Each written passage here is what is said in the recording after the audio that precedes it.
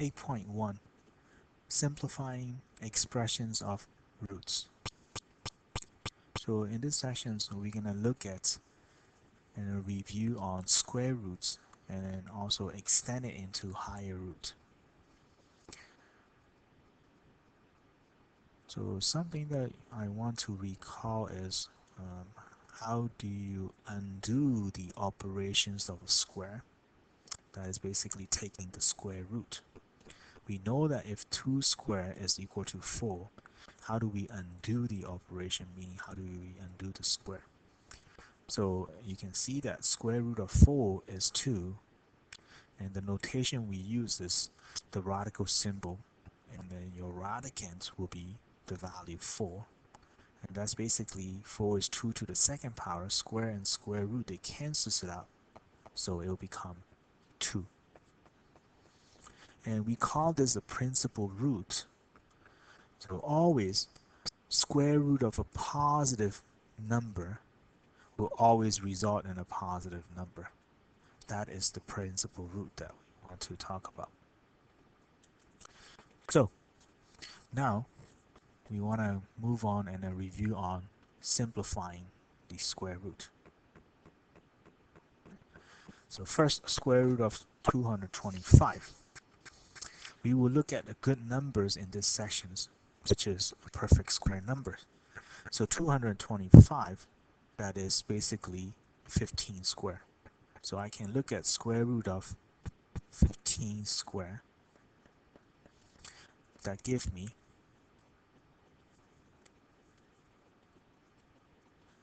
square root and the square, they cancels it out. So that will left with the answer 15. And I want you to write it in this format so that way it will later on when we go into higher root, you will sort of see what we are really figuring out to get the final answer. Next is an example of a negative root. So I have a negative square root of 169. So we know that 169 is a perfect square number. So that is basically 13 times 13. 13 to the second power. We will rewrite it like this. So square root and square, they cancels it out. That will become equal to negative 13. And so far, I use the words the square root and square, they cancels it out. After we talk about the rational exponent, I will be able to prove that, why it is okay to say canceling square root and square. Lastly, square root of a negative 25. This is not a real number. This is not a real number.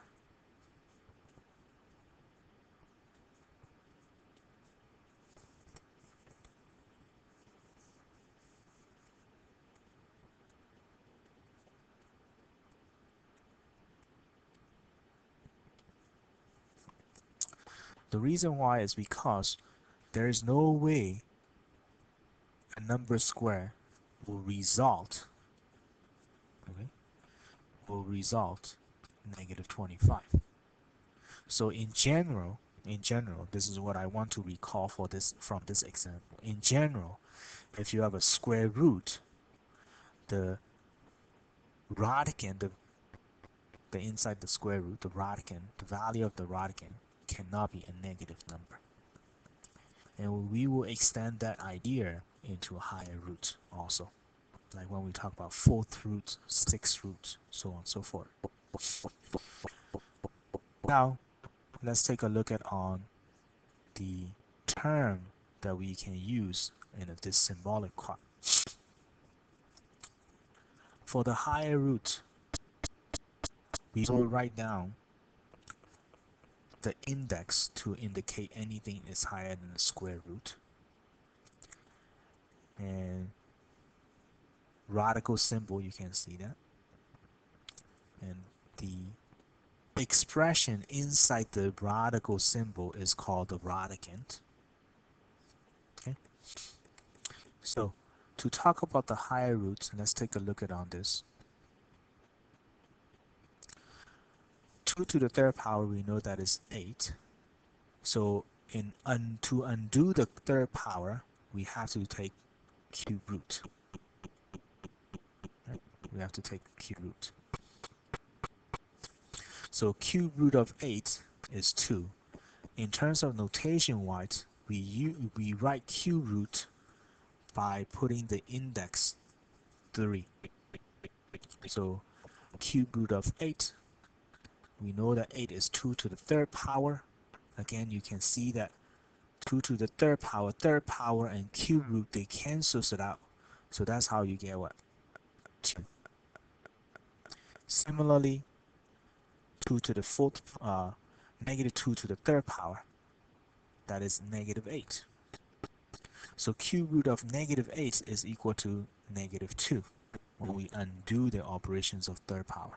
So the notation wise, we write cube root of negative 8, and we know that negative 8 is negative 2 to the third power. So cube root and the third power, they cancel out, so you get your answer negative 2. Next, 2 to the fourth power is 16. So to undo the fourth power, we take the fourth root of 16, that gives you 2. So notation wise, for the fourth root, we write down index 4 inside that little hook. So fourth root of 16, that is equal to fourth root of 2 to the fourth power, because 16 is 2 to the fourth power. So we are now talking about a perfect full power number. So fourth root and fourth power, they cancel out, so it will become 2. Negative 2 to the fourth power is 16. And this is a negative root that we're not going to talk about it later on. So we talked about earlier, to find out the negative root, all you have to do is what? Put a negative sign in front of it. So what I want to point out is in this section, in this examples, observations. Okay? Notice that for the odd powers, cube roots, okay, for the odd powers, third power, you can raise a positive to the third power, a negative to the third power. We will get both. Both of them will be one negative. Raising to the positive will be positive, and raising to the negative number will be a negative result. But however, for the even power, we are always what? Getting the result a positive. Okay. Similarly, if you look at the fifth power and the sixth power. So what happens is when you undo the exponents for cube root, for fifth root, your radicand can be a negative result. The radicand can be a negative number, and also the result will be a negative result. Oh, I missed out the negative right here. So let me put negative. There should be a negative right there. So this is what I wrote it down for you. So from these observations, we notice that odd root of a negative numbers are real number. However, even roots of a negative numbers are not a real number, right? Which we already saw that in example 1c, square root of negative 25. So when we generalize this idea into the property, that's the property that you need to remember. If you have nth root of a, when the index n is an even, meaning you're talking about square root, fourth root, sixth root, the value of the radicand must be greater than or equal to 0. This is very consistent with the domain of a radical functions that we talk about in chapter 3.6, section 3.6. Okay? So the value of the radicand must be greater than or equal to 0. Then the result will be a real number. If the value of the radicand is less than 0, then the result is not a real number. which is a complex number we will talk about at the end of this session, at the end of this chapter. When the index is odd number, then we don't really care what is the value of the radicand is. So we will always get, a result from there. Another property that we learn right here is this. If you have nth root of a to the n power, right, the index and the exponent,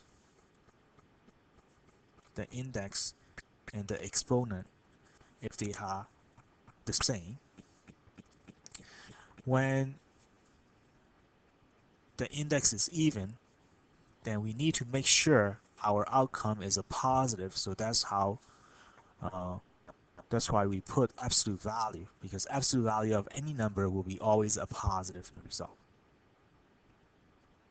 So in a quick example, you can see that 4th root of 3 to the 4th power, that is 4 root of 81, so that will be equal to what? 3.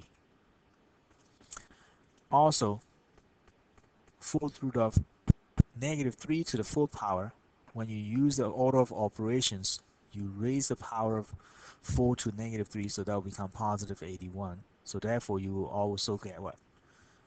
A positive result. But when the index is odd power, we don't really care what the radicand is. So as long as your index and the exponent of the radicands are the same, then your result will be just a. So cube root of 2 to the 3rd power, that is cube root of 8, which is 2. Cube root of negative 2 to the 3rd power, that is cube root of negative 8, which is negative 8, 2 is your result. So using these properties, let's try to simplify the following examples. The first one, we are talking about the cube root. So I want my radicand to be a perfect cube number, because I want to rewrite it into something like this: cube root of something to the 3rd power. So therefore, this cube root and then 3rd power, they're going to cancel it out, and then I will get my result. Right there. 27 is a perfect cube number, so I can rewrite it as cube root of 3 to the 3rd power. And cube root and 3rd power, they cancel it out, so I got my answer 3.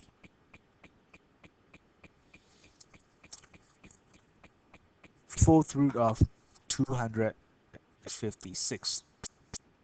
So first I need to figure out, is that 256 a perfect fold number or not? We know that 256, that is 16 times with 16. And we know that 16 is 4 times 4.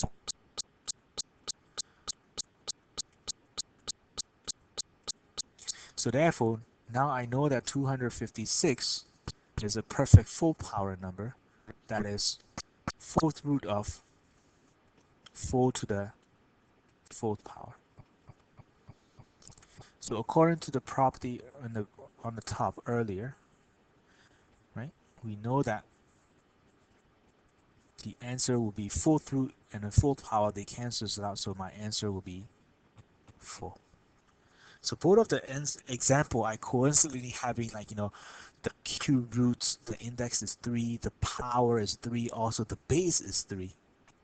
Okay, both of the end, it happened to be the same. Not necessarily all the time is the same, right? So the next one, we want to look at the 5th root of 243. So this is how you're going to be using your calculator. So in your calculator, you want to punch it in. What is 1 to the 5th power equal to? That is 1. Easy. And the next number that I want to punch in is 2 to the 5th power. What is that equal to? That will be 32. And then I want to punch it in 3 to the 5th power, which is going to be 243. So this is how I'm going to find out which perfect number, what is my perfect number is going to be. Okay, so this one will be the perfect 5th power. So far, as I mentioned in this session, we will be reviewing with the good numbers, meaning all of them will be a perfect cube, a perfect fourth, a perfect 5th power number, but later on it's not necessarily gonna be. So in those cases, we're gonna talk about how to manipulate your calculator, okay, further. So now I can write it down this as 5th root of 3 to the 5th power. So that tells me 5th root and 5th power, they cancels it out. So that will become what? 3 itself. So far, I'm using this property in order to simplify the nth index, the index and the exponent must be the same. Right? The index and the exponent of the radicand must be the same. So let's continue on the examples. Next, cube root of negative 216. From earlier the concept, we know that if the index is odd, I don't really care my radicand is either a positive or negative. We will always get a result. Okay? So now the question is 216 a perfect cube number or not? So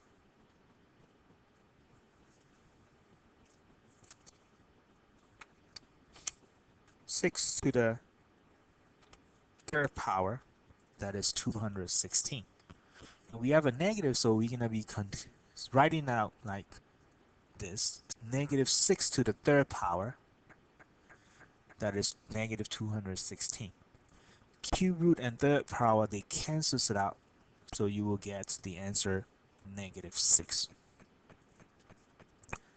In the next questions, fourth root of negative 81. The index is even, so that tells me the value of the radicand, okay, the value of radicand must be greater than or equal to 0. It cannot be a negative number, because there is no such number of fourth power will give me a negative 81. None. Okay, in a real number. So therefore, this is like in example 1c, not real number. Okay, that would be my answer, not real number. So continuing the next example, I notice that my radicand is a negative number, but however, this is okay because my index is what? Odd. So now I just have to find out this 1024 is a perfect 5th power number or not. Okay. And we already checked that in the previous example, 3 to the 5th power. So now I'm going to check 4 to the 5th power. It happened to be 1024. So I can rewrite this as 5th root of negative 4 to the 5th power. 5th root and 5th power, they cancels it out. So therefore, my answer will be negative 4. So far, we have done with the numerical part simplifying using the concept. Now let's continue on the variable part.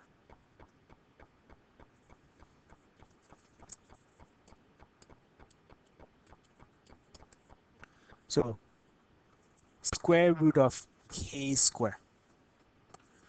Normally, we would just think about square root and square, they cancels out, and the answer will be k. That is not correct, because we know that if it is an even index with a positive radicand value, the outcome must be positive. Since k is a variable, it could represent either a negative value or a positive value. So therefore, we need to use this property to make sure that my outcome is a positive, which is representing with the absolute value. So my answer for this one, it must be absolute value of k to make sure that the result will be always positive, no matter your k is a positive or negative, representing a positive or negative number. The next example, cube root of m to the third power. Since the index is odd, I don't really care the outcome is a positive or negative, because the radicand can be either a positive or negative. So therefore, my final answer will be just n. We can simply say that cube root and then third power, they cancel it out. Next example, fourth root of s to the fourth power. So what we need to be careful is what? The index is fourth root, even. So what happens is the positive radicand will always give you a positive outcome. So when I say that fourth root and fourth power, they cancels it out, I cannot just write down s, because s can represent either a positive or negative number. So to make sure s is a positive result, I have to put absolute value. Similarly, for this one, square root of z to the fourth power. So I can rewrite z to the fourth power as z squared to the second power. So square root and square, they cancel it out, right? The square root and square, they cancel it out. So I will left with my answer z squared.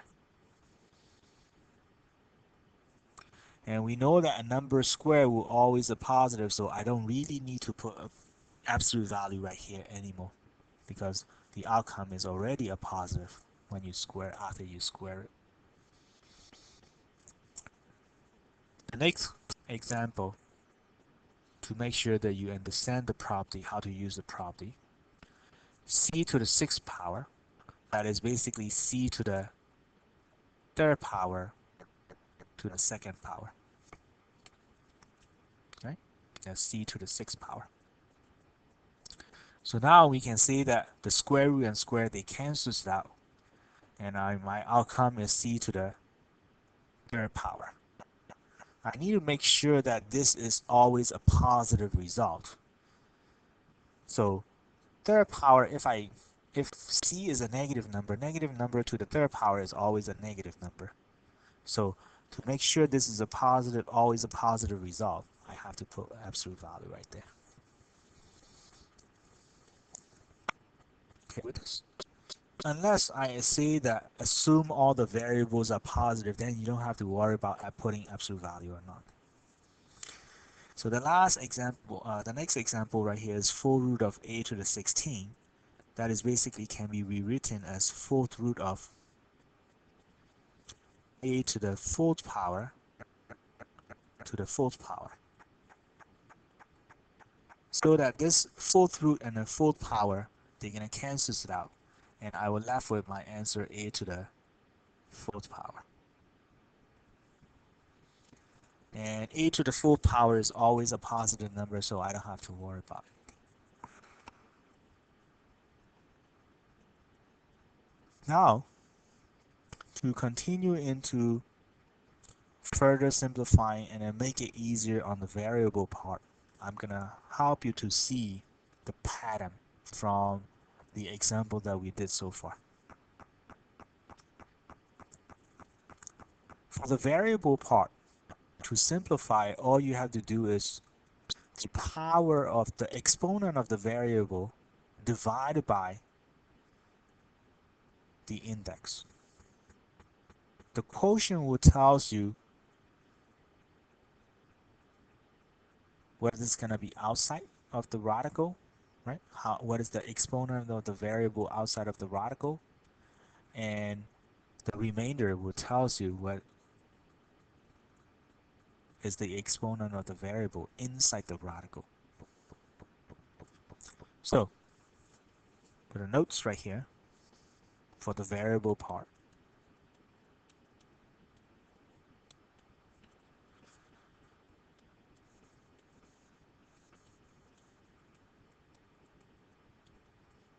Exponent of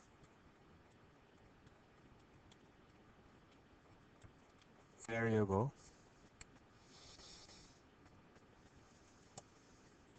okay,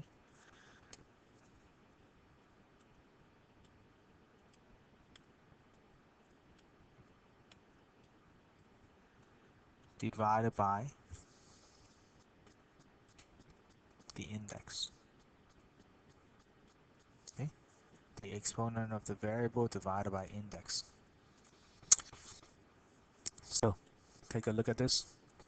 Square root, the exponent is the index is 2, the exponent of the variable is also 2, so 2 goes into 1 time, so that's how I got what k comes out. The remainder is 0, so nothing stays inside the radical, so your radical is gone already. Similarly, 3 cube root of m to the third power, so remember this exponent divided by the index, so that gives me what? 1, so m to the first power comes out. Take a look at on right here. My index is 2, my exponent is 4. 4 divided by 2 is 2, so therefore what? Z to the second power is outside. Right here, my exponent is 6, my index is 2, right? The index is 2. So 6 divided by 2 is 3. So you notice that C to the third power comes up. Lastly, my exponent is 16, index is 4. 16 divided by 4 is 4, so a to the fourth power comes out. So that's the shortcut. Okay, so exponent of the variable divided by what? The index. So that works on the variable part. So let's take a look at this next example, right? The last 3 examples. So in this case, first I'm gonna look at one by one. Cube root of 27. 27 is a perfect cube number. So I know that 27 is 3 to the third power. So cube root of 27 will be 3. And how about x to the 27 power? How do we simplify that? The exponent of x is 27. Okay, exponent of x is 27. And so we divide that by the index 3. 3 goes into 27 9 times, 27 evenly. So that's how this quotient tells me x to the 9 power will be outside. And the remainder is 0, So nothing stay inside the radical, right? So that's a shortcut of looking at it. So for this first example, I'm gonna show you the longer way, right? The step by step, and then make sure you accept that shortcut, which is much faster. So cube root, if I rewrite it, that will be 3 to the 27 will be 3 to the third power times with x to the 27 power. I'm going to rewrite it as x to the 9 to the third power. Now I can see that cube root and third power cancels it out, so 3 will be outside. Cube root and third power cancels it out, so it will become x to the 9 power come outside. So it's the same thing. So basically this shortcut allow us, okay, on the variable part, allow us to write it the answer right away. So try number example n, pause it and try example n, see if we will get the same answer or not, the next two examples. So 4th root of 81, I know that 81 is a perfect full power number, right? 81 is a perfect full power number, which is 3 to the 4th power. So I can look at this as 4th root of 3 to the 4th power times with a to the 28. So 4th root and the 4th power, they cancels out, so that will become 3 comes out of the radical. For the variable part, all I have to do is the exponent of the variable divided by index. In this case, 28 divided by 4 is 7. So a to the 7 power is outside. So that will be my final answer. The last one, cube root of 8, which is 8 is a perfect cube number, 2 to the 3rd power, times with x to the 30th power, and times with y to the 12th power. So let's do one by one. Cube root of 2 to the 3rd power, cube root and then 3rd power, they cancels it out for the factor 2, so 2 comes out. For the variable, the exponent of the variable divided by index. So for x, it will be 30 divided by 3, which is going to be x to the 10th power, comma. For the variable y, the exponent is 12, the index is 3, so 12 divided by 3, it goes into evenly 4 times, so y to the 4 power comes out. And this will be my final answer. And that's how we look at in a shortcut ways of simplifying the variable part. And this concludes this section.